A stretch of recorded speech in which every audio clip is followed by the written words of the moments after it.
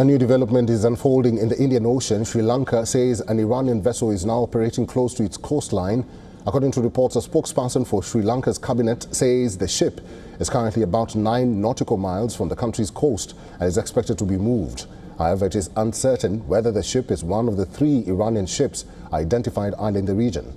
This comes days after a dramatic sea incident involving the first identified Iranian warship, Iris Dena.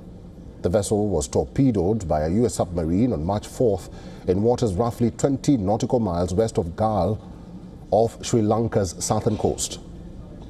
It sank with 130 sailors on board and at least 87 were reported dead. Washington described the strike as a major naval action. U.S. Defense Secretary Pete Hegseth said it marked the first sinking of an enemy ship by an American torpedo since World War II. The vessel was one of 3 Iranian naval ships that had recently taken part in a multinational naval exercise hosted by India in Visakhapatnam.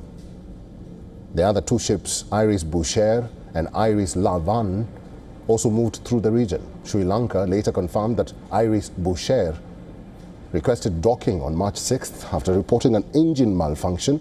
The vessel was given sanctuary. The Sri Lankan Navy even rescuing over 200 Iranian sailors to a base near Colombo. According to India's Foreign Minister S. Jaishankar, Tehran had sought docking permission for the 3 vessels on February 28th. The same day, the United States and Israel launched military operations against Iran. India granted the permission on March 1st, but only one of the 3 ships ultimately reached an Indian port.